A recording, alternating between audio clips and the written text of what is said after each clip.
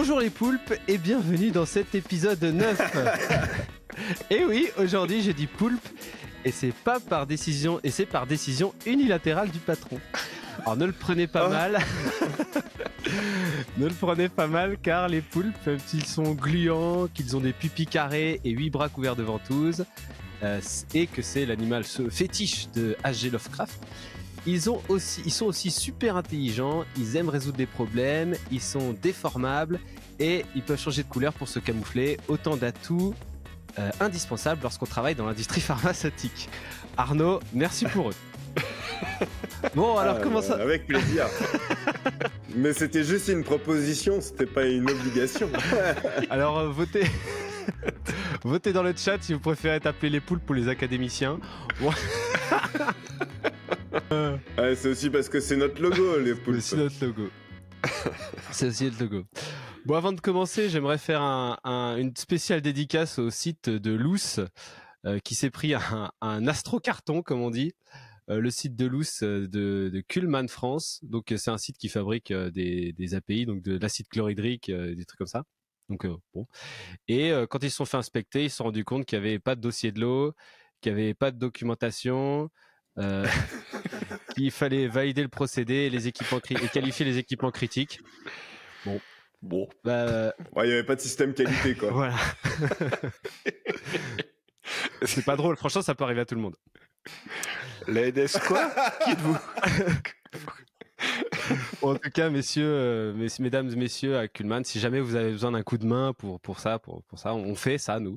Donc, vous pouvez nous appeler. Alors, petit point, avant d'aller plus loin, petit point écouteur. Petit point académicien. Donc, j'ai quelqu'un qui nous a écrit au sujet des conduites à tenir. Donc, il nous dit que sur son site, toutes les actions intermédiaires, toutes les actions immédiates sous forme de conduite à tenir ont été retirées des procédures car ça avait été considéré comme des dérogations sur le site et du coup ils ont tout enlevé. Alors qu'est-ce que vous pensez de ça? Moi, je pense que c'est dommage. Moi, je pense que c'est dommage. Après, faut voir dans le détail ce qu'il y avait, hein, si c'était des conduites à tenir un peu tirées par les cheveux ou pas, mais quand tu mets une conduite à tenir, tu l'as réfléchi un minimum, tu évalues les risques. Une des sorties de la conduite à tenir, c'est potentiellement la déviation malgré tout. Mais je pense que c'est quand même un outil super intéressant que de cadrer certaines pratiques quand on a des problématiques récurrentes qui sont pas forcément très graves, d'avoir une conduite à tenir pour pouvoir traiter ça le mieux possible avec la bonne traçabilité et le moins d'impact possible, quoi. C'est ça l'idée de la conduite à tenir, donc je trouve que c'est dommage. Et surtout surtout s'il y a une bonne accessibilité documentaire pour les gens qui savent pas quoi faire. Enfin, quand t'es confronté au problème, c'est top, quoi. Tu prends ton truc, tu suis, ça marche, quoi. Ça permet aux nouveaux, etc., de vraiment cadrer. Ouais, parce qu'un process, ça évolue tout le temps. Enfin, t'as toujours des modifications qui font qu'il y a des nouveaux trucs qui vont arriver et tout, et qui n'étaient pas prévus à la base. Donc, s'il faut ouvrir des déviations à chaque fois alors que tu connais le problème et que tu le maîtrises, dommage pour les investigateurs. Ouais, complètement. Et puis c'est un risque aussi, parce que voilà, si jamais tu dois appeler le mec d'astreinte, à chaque fois, parce que du coup tu sais jamais, là c'est un risque finalement que les gens ils fassent comme ils pensent, quoi. Et finalement comme ils pensent. Une fois sur deux, c'est pas ce qu'il fallait faire.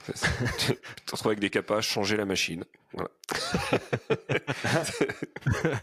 Donc, je vais faire un petit rappel de l'épisode précédent quand même, parce qu'il n'est pas encore en ligne. Voilà. Donc, dans l'épisode précédent, on a regardé comment faire pour faire un filtre intégré à la matrice d'évaluation de la gravité en ajoutant une colonne gravité aucune. Donc, ça permet de mettre en rapport l'événement avec toute la palette de gravité existante et pouvoir mieux se positionner.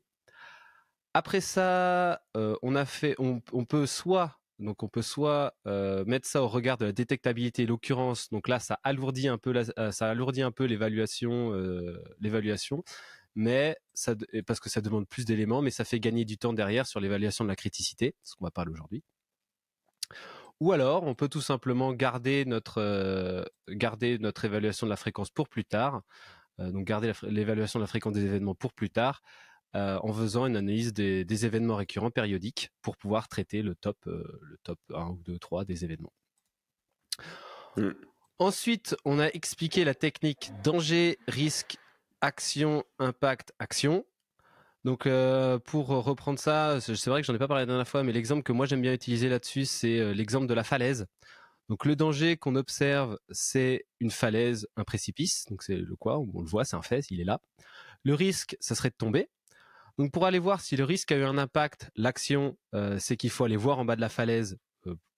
On va voir en bas de la falaise. S'il y en a qui sont tombés. Si en bas de la, si on trouve un mec avec une jambe cassée en bas, boum. Donc, il y a eu un impact. L'action curative, ça va être d'emmener le gars à l'hôpital pour le réparer. L'action corrective, ça va être le réparer. Ça va être de mettre une barrière. Et l'action préventive, ça va être de mettre une barrière partout où il y a des précipices du genre et des précipices et des gens. Voilà. Donc là, c'est un petit résumé rapide, mais assez efficace. Très belle image. Pour bien se représenter toute cette histoire. Et donc, voilà, on s'était globalement arrêté là. C'était à peu près tout ce qu'on avait dit. C'est déjà pas mal, l'air de rien. Hein, ouais, c'est déjà pas mal, ouais. Et donc, aujourd'hui, on va avancer un peu dans notre processus et on va discuter autour d'un point important. On va parler de l'évaluation de la criticité. Avant ça. Donc, j'aimerais revenir quand même aussi sur le point de notre qualiticien mystère de la dernière fois qui nous avait envoyé. Je sais pas si vous vous rappelez. Donc, lui, la méthode qu'ils utilisaient eux, c'était qu'ils avaient une méthode basée sur le temps. Tu sais, donc pour déterminer si ils arrivent à déterminer l'impact sous 3 jours, eh bien, ça passait directement en mineur. Donc, je l'ai rappelé, puis on a discuté un petit peu. Et en fait, c'est vrai qu'en discutant, on a un gros risque, c'est de se prendre. Donc, c'est que si on se prend une vague une vague de déviation, et du coup, on va pas avoir le temps de tout traiter en 3 jours. Et donc, artificiellement, ou par exemple, si un mec il est malade. Et du coup l'équipe de qualité, l'équipe de personnes qui traitent ça, ils sont un peu réduits. Et du coup on va artificiellement augmenter le nombre de déviations qui va passer en majeur dans le système et finalement se faire une charge beaucoup plus importante pour rien, quoi. Donc finalement ça a un gros désavantage aussi si on se prend des vagues ou si on a un problème de charge de traitement. Donc voilà. Parce que le seul critère, c'était vraiment le seul critère, le temps, quoi. Ouais. Et comment tu détermines les critiques Alors les critiques, c'était assez marrant. C'était finalement là c'est pareil, ils s'interdisaient d'utiliser les critiques sur le site parce que c'est passe en critique une déviation qui touche un lot qui est déjà parti sur le marché. Donc on a déjà vu ça. C'est un classique, ça. Hein. On a déjà vu ça sur certains sites. Ouais. Et ça, du coup, on déconseille fortement de le faire parce que finalement, ça arrive jamais. Et finalement, en fait, tu peux traiter ça sur ta procédure de.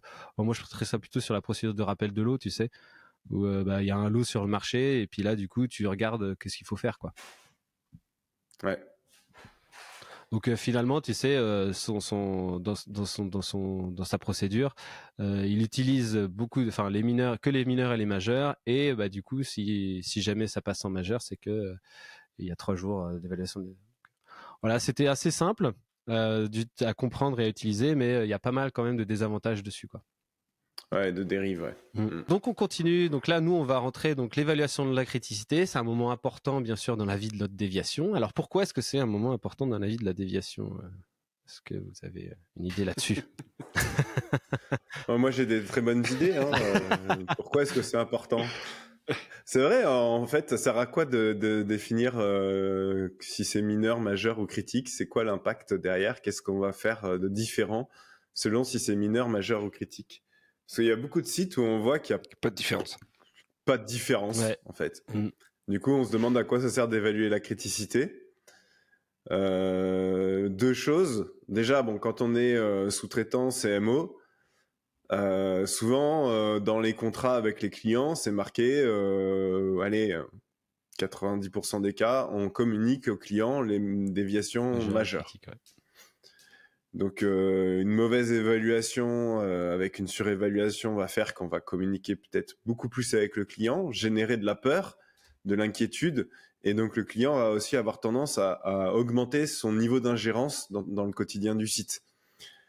Et inversement, hein, si on a des trucs qui sont majeurs mais qu'on a classés en mineurs, au bout d'un moment, peut-être que le client, lors d'un audit, il va s'en rendre compte, il va perdre de la confiance. Même finalement quand tu surclasses, hein, tu lui envoies des trucs et puis du coup tu lui fais perdre son temps en disant mais pourquoi qu'est-ce que vous me faites chier avec ça? Et du coup là ça. Je suis pas si sûr que ça arrive souvent parce que malheureusement, en règle générale, quand tu es CMO, la personne de la qualité côté client avec qui tu es en discussion, c'est rarement quelqu'un qui a une connaissance réelle du site de production, de l'industriel. Et donc, même si c'est un truc qui est pas grand-chose, lui, comme il connaît pas trop, il va avoir tendance à « Waouh, attention, qu'est-ce que c'est que ça mon Dieu, mon Dieu, mon Dieu ». Et surtout quand c'est mal expliqué, c'est vrai que tu peux tout de suite tirer une ficelle qui n'existe pas. Paniquer, ouais. Exactement. Donc ça, c'est le premier élément. Et après, le deuxième élément, en fait, c'est ce qui devrait être le cas, mais ce qui n'est pas forcément le cas, c'est adapter le niveau ou la profondeur d'investigation en fonction du niveau de criticité. Parce que si on évalue la criticité et qu'on ne fait pas ça, ça sert à rien. Si vous investiguez les mineurs, les majeurs et les critiques de la même manière, ça sert à rien. Alors après, on va globalement, même quand il n'y a pas vraiment de différenciation, les critiques sont toujours quand même un peu plus poussées. Mais sur beaucoup de sites, en fait, que ce soit mineur ou majeur, ça fait aucune différence. Et ça, c'est dommage parce que c'est là où c'est intéressant de catégoriser la criticité. Et surtout, ce qui est important, c'est qu'on parle pas de l'impact. Hein. Donc l'investigation sur l'évaluation de l'impact, en général, c'est toujours plutôt bien fait. Et c'est complètement. Là, on va vraiment quand on parle de niveau d'investigation, on parle pour déterminer la cause initiale, la cause racine. L'impact, on a parlé ça à l'épisode précédent. On a parlé Donc là, tout ce qu'on va dire sur les niveaux d'investigation, si on en parle, ça va vraiment être pour déterminer la cause. Voilà. Et en gros, c'est à quel point ma déviation présente un risque plus ou moins important. Et du coup, à quel point je veux absolument faire en sorte d'éliminer toutes les causes qui ont généré cette déviation dans le plus profondément possible pour éviter quoi. Et donc, plus le risque est important, plus on va vouloir aller loin pour éliminer les causes les plus profondes. Ça veut pas dire qu'une mineure, tu vas rien faire. Tu vas avoir des causes un peu plus superficielles. Malgré tout, c'est des causes sur lesquelles tu peux agir. Mais voilà, potentiellement, l'action sera pas la plus idéale possible. Ça veut pas dire qu'il y aura pas d'action. En fait, quelque part, tu acceptes de prendre le risque que ton action soit pas la plus efficace possible. Ça va être à quel point tu vas empêcher que cette déviation revienne, quoi. Plus tu vas être sur des causes profondes, plus tes actions seront efficaces. Donc en gros, ça joue sur l'efficacité de l'action. Et après, forcément, sur une mineure, tu auras peut-être une action. En fait, tu seras moins sûr de l'efficacité de ton action, mais ça ne veut pas dire que l'action sera pas efficace. C'est juste que tu seras moins sûr de son efficacité. Et par rapport si t'as pas pensé à tout ça avant finalement, qu'est-ce qui se passe? C'est là où tu vas voir si la direction elle met une pression de dingue. Là, tu vas faire un gros travail d'investigation, parfois pour rien. Si on a plein de données sur le problème, là, on va faire un gros travail parce que enfin, on a plein de données. Du coup, on a des données. On va se faire plaisir avec une bonne investigation. Si on est émotionnellement attaché au problème, genre, c'est l'encartonneuse, c'est ton bébé, c'est toi qui l'as installé. Il y a encore une déviation dessus. Là, du coup, tu t'es émotionnellement investi dans ce problème, boum, tu vas faire une grosse investigation. Et pareil, en général, comme tu disais, quand c'est critique, tu vas faire une grosse investigation, quoi. Et inversement, quand c'est un truc où tu sais pas trop, même si c'est grave, même si c'est critique, tu sais pas trop, tu vas attendre le plus longtemps possible. Et tu vas envoyer l'investigation de dernière minute en trouvant une cause un peu au pif et en mettant une action que tu sais pertinemment un peu pourrie pour pouvoir te débarrasser du sujet, quoi. Et encore une fois, je parle pas de l'impact, je parle vraiment de la cause. Ouais. Mais moi, j'aurais tendance à dire qu'il y a deux catégories de sites de production. Le monde est divisé en deux. Il y a ceux qui creusent et il y a ceux qui ont Toi, tu creuses. Non, il y en a trois, il y a ceux qui n'ont pas de système qualité aussi. Ils sont peinards. Non, mais vraiment, tu vois, en fait, quand on dit c'est le même niveau d'effort, que ce soit mineur ou majeur, t'as des sites où en fait le niveau d'effort il est super bas, que ce soit du mineur ou du majeur, clairement c'est pas du tout assez poussé. Mm. Et t'as des sites, et donc dans ce cas-là, bah là tu prends des risques qualité, t'as de la récurrence de déviation, voilà, c'est un peu le bordel. Et de l'autre côté, t'as des sites qui vont avoir un niveau d'investigation super poussé, même pour les mineurs.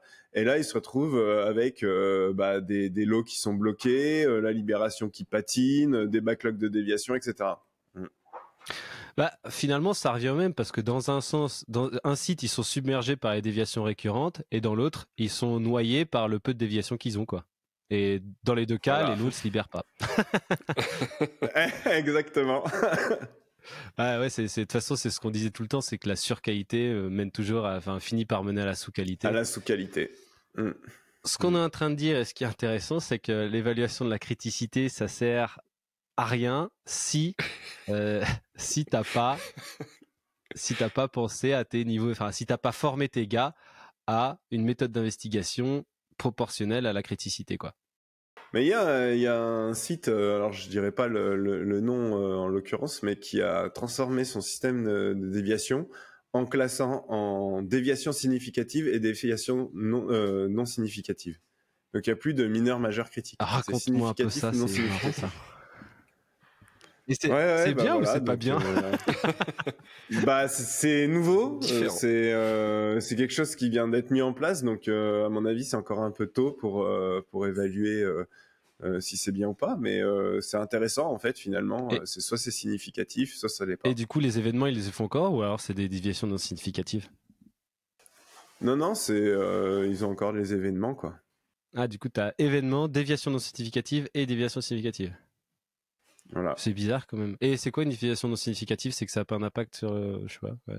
Bah, c'est une mineure quoi. Et du coup, ouais, majeur. Bah, en gros c'est mineur et puis de l'autre côté c'est les majeurs critiques quoi. Non, voilà, à voir. Enfin, franchement, c'est quelque chose de très récent, donc j'ai pas assez de recul pour dire si c'est bien ou pas. Mais Faudrait qu'on en parle un peu. c'est une approche différente. Après, en fait, faut voir les critères sur lesquels ils définissent significatif et non. Ouais. Parce que si c'est les mêmes que pour définir majeur mineur, bon, bah, t'as juste changé les noms, quoi. Bah après, ouais, mais tu C'est ça. t'affranchis d'un niveau d'investigation, quoi. Du coup, c'est. Oui, je sais pas, oui. après, ça dépend. Mais bon, après, c'est un niveau qui représente quoi, 1% des devs? Dans les sites.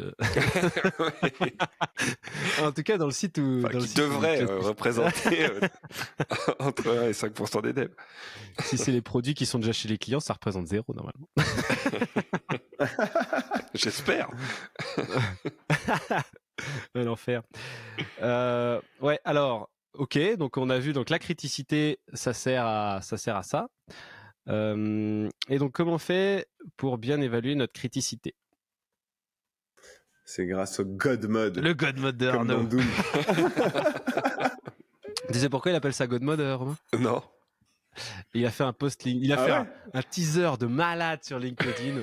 Ouais, demain, je vais vous révéler un secret des dieux que personne ne connaît en qualité. Bah, n'importe quoi. Votre déviation de manière ultra pertinente. C'est le God Mode. Rendez-vous demain. Et après. Le lendemain, il poste. Et en fait, Alors- c'est gravité, occurrence, détectabilité. En fait, tout le monde utilise le God Mode depuis des années.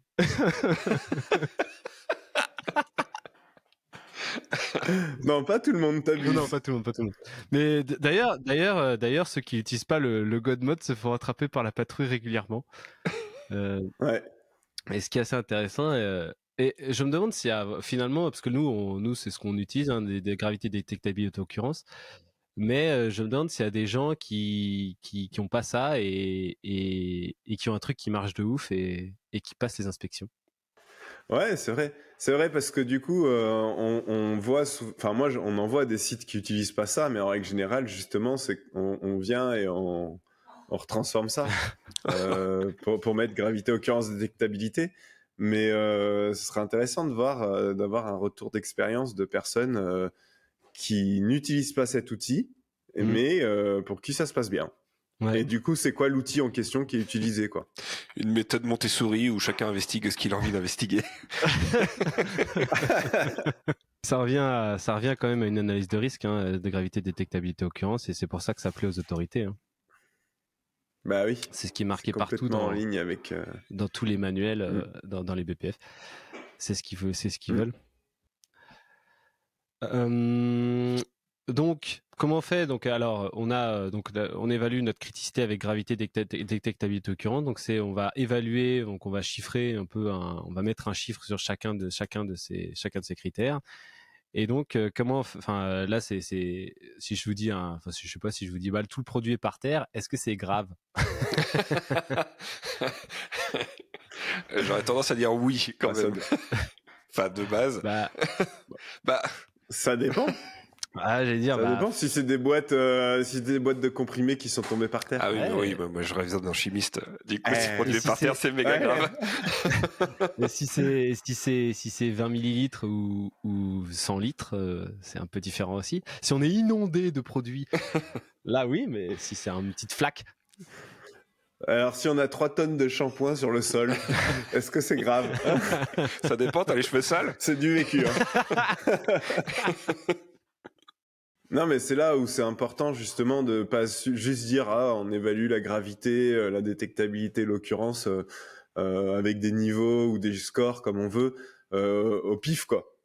Tu vois, faut définir des critères un peu plus fins qui sont adaptés à ton produit, à tes process, pour que les personnes elles puissent, grâce à ces grilles de critères sur les 3 axes, se positionner et avoir une décision reproductible. Parce que sinon, comme tu dis, peut-être que 100 millilitres pour quelqu'un ça va être grave, pour une autre ça va pas être grave, etc. Et du coup tu vas pas être reproductible. Après la difficulté c'est d'avoir une grille qui soit au bon niveau de détail. Et alors, pour évaluer la gravité, est-ce qu'on prend en compte les actions immédiates ou pas? Ah, gros débat. Alors on est parti.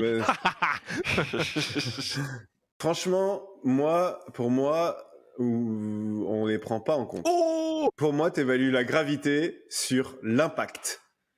Même si entre-temps, tu as géré ton impact, imaginons que, je sais pas, tu as une contamination croisée au conditionnement, tu as trié tous tes lots dans les 48 heures, ça arrive jamais, mais bon, voilà. Du coup, tu as éliminé ton impact, mais tu avais quand même un impact de contamination croisée. Donc, pour moi, la gravité, elle s'évalue sur l'impact, ou alors, si tu n'as pas encore l'impact, sur le risque, quelles que soient les actions que tu as menées pour lever l'impact. C'est bien. Voilà. C'est ma position. J'assume. Non, c'est bien. La God position. Non, mais voilà. La position de la... Du coup, voilà. Tu peux avoir des actions immédiates qui ont limité ton impact. Malgré tout, tu as eu un impact. Ok. Mais toi, t'en penses quoi? C'est chaud. Franchement, c'est pas simple. J'ai tendance à être d'accord avec toi, mais t'as quand même vite fait de surcharger, de surcharger quand même. Pas forcément. Parce que en vrai, la question de l'impact, pour moi, t'as quand même pas mal été traité t'en as traité une partie dans l'évaluation, dans événement déviation. Donc là, déjà, s'il y avait pas d'impact ou s'il y avait pas de risque, du coup, c'est pas passé en déviation. Donc là, tu as une déviation, ça veut dire que soit tu as des risques qui n'ont pas encore été confirmés en dérisqués, impact, ouais, ou alors que tu as des impacts. Très bien. Donc là, après, qu'est-ce que c'est grave? Si ta gravité, tu vas l'évaluer sur ton impact. Ouais, non, mais Après, ton impact, il est plus ou moins grave, tu vois. Mais parce que tu peux pas te dire, c'est bon, j'ai levé mon impact, il n'y a pas de gravité. Je réfléchissais par rapport à, voilà, on avait mal fermé la vanne, tout le produit est par terre, mais bon, on a tout nettoyé. Ouais, ouais, on a perdu combien de produits? C'est ça, c'est genre, du coup, c'est pas grave alors. Ok, du coup, on met gravité aucune, et puis on continue. Et résultat des courses, qu'est-ce qui va se passer derrière? On va faire une investigation on va faire une petite investigation qui va potentiellement reconduire à que tout le produit se répande sur le sol. Donc finalement, pas terrible. Bah oui. l'impact, il est quand même, selon le type de produit, la situation, quand même assez grave. Moi, je te parle d'une expérience que j'ai vraiment vécue, ou quand j'étais de nuit. Alors, c'était dans du cosmétique, mais Rien, on va avoir le droit. voilà, t'avais 5 tonnes de shampoing. T'avais 5 tonnes de shampoing qui s'étaient répandues dans l'atelier au lieu d'aller vers la remplisseuse. Bon, bah voilà, en vrai, le produit, il est détruit, il n'y a pas d'impact pour le patient. Ok, l'atelier, il a été nettoyé, mais c'est quand même un événement qui est assez grave, quoi. Moi, j'en ai une bonne aussi dans le truc, c'est les mélangeurs, tu sais, les mélangeurs à conteneurs là, qui les retournent. Et du coup, la vanne bien fermée, mais du coup, le truc qui accrochait le bas du conteneur mal boulonné. Bouf, donc il branche le truc sur le conteneur, le truc se met à tourner. 3 tonnes, 3 tonnes de mélange final. Wouhou. Tu reprends tout là. Ça me plafond. Les mecs avec un truc en train de pelleter. Oh putain. L'enfer. Donc en conclusion, la gravité, tu l'évalues sur l'impact. Ouais. Tu l'évalues sur l'impact sans tenir compte des actions immédiates. Des actions immédiates. Mais en tenant compte de tout, par contre, mais en tenant compte de tout le contexte que tu peux. Donc justement, oui. De dérisquer au maximum que tu peux, quoi. Exactement. Si tu peux y montrer qu'en fait, il n'y a pas d'impact, que les risques que tu avais identifiés n'existent pas, bah ok. Ça fait 29 minutes. Est-ce que tu veux raconter une autre anecdote sur une déviation marrante? Moi, j'en ai une autre si tu veux. Bah, vas-y. Bah, tu sais, ça, c'est un classique. Hein, c'est quand t'as plusieurs trémies d'alimentation de presse à comprimer. Et du coup, l'opérateur, un peu probablement pas réveillé, et puis c'est pareil, c'était pas très bien indiqué. Il branche son conteneur sur le mauvais conduit qui descend par gravité sur la presse. Sauf qu'en bas, il y avait pas donc le tuyau d'arrivée à l'alimentation de la presse n'était pas connecté. La presse est en cours de nettoyage. Du coup, les 3 tonnes de produits sont baignés sur le dessus de la presse. Oh non. Donc là, t'as perdu. Donc là, t'as pourri une presse. T'as pourri une presse et le produit qui devait aller sur l'autre. Donc t'as perdu la capacité de production sur les deux machines, quoi. Et avec un peu de chance, en plus, c'est un produit qui passe jamais sur cette presse, donc t'as aucune validation de nettoyage par rapport au principe actif. Là pour le coup, en termes d'action, corrective pour empêcher que ça se reproduise plus, t'as plein de trucs. Hein. L'action immédiate, c'est tu fermes la porte et tu pars en week-end. Wow, on verra ça lundi. C'est pareil, il y a eu de la chance qu'il n'y avait pas l'opérateur dans la salle du dessous, dans la salle du dessous. C'est pareil, il se serait pris une belle douche. La porte était pareil, la porte était fermée aussi, donc tout le couloir. Imagine, tu sais, la porte aurait été ouverte, là, ça serait parti dans dans toute l'interzone. Oh la cata. Et là, t'arrives à ton top du matin avec la comité de direction. Bon, alors, on va plus pouvoir produire pendant à peu près 2 jours, le temps de t'en remettre en état. Et les presses à comprimer, c'est toujours marrant. Une mauvaise cam de montée, ça a tordu l'arbre. Bip. Oh non. Oh, c'est drôle, mais en vrai, c'est pas du tout drôle. Enfin bon, est-ce qu'on a Non, on n'a pas trop de commentaires, je crois. Hein. Non. Après, c'est vrai que du coup, tu vois, encore une fois, je me rappelle la première podcast, t'as dit, ouais, bon, en une demi-heure, on va parler de tout le process déviation. Là, on en est à la 8e, on a parlé de la criticité, mais on n'a même pas encore allé jusqu'au bout du sujet, quoi. Ouais, mais bon, après, on a une petite demi-heure, on rigole. Bah oui. Non, mais c'est bien. Du coup, je pense que la prochaine édition, on parlera encore de la criticité. Hein. Ouais. Si vous avez des trucs à noter, bah oui, on communique anonymement, hein, donc n'hésitez pas à partager des expériences, ça sert à tout le monde et tout. Si vous êtes fiers de ce que vous avez fait, on va pas le démolir en vrai. Hein. Mais n'hésitez pas à nous partager un peu vos retours d'expérience, vos trucs comme ça, c'est trop marrant. Et puis écoutez, on se retrouve très vite. Petit moment de pub aussi. Ah oui. Un petit moment de pub aussi. Si les déviations c'est un problème sur votre site, on va organiser un bootcamp en juin avec la possibilité de venir. Et pendant ce bootcamp, on va travailler avec vous pour vous aider à restructurer le process déviation, process, rôle, responsabilité, outils de décision, méthode d'investigation, pilotage. Et l'idée, c'est autour de quelques jours en atelier avec des gens qui viennent de différents sites, vous aider à avoir tous les éléments en main pour que quand vous reveniez sur site, vous puissiez déployer votre nouveau process déviation. Avec tous les éléments. On pourra mettre le lien vers la page qui explique tout ça. On mettra le lien sur LinkedIn, mais voilà, en juin, on va organiser ça. Et donc peu de place pour beaucoup de temps consacré aux personnes. Ouais. Exactement. L'idée, c'est pas de faire un bootcamp avec 50 personnes où en fait vous allez repartir avec pas grand chose, mais on est plutôt sur 5 personnes ou binômes de 5 sites différents pour pouvoir vraiment passer du temps de qualité avec chacun et que vous puissiez repartir vraiment avec quelque chose de terminé et prêt à de terminé et de prêt à être déployé, quoi. Tous les éléments, comment coacher les gens, comment accompagner, comment former, etc. quoi. Voilà, donc on mettra effectivement le lien en description. Et puis écoutez, merci à tous de nous écouter. Et à bientôt pour un prochain épisode. Les poulpes. Allez, à bientôt. Salut les poulpes. À bientôt les poulpes.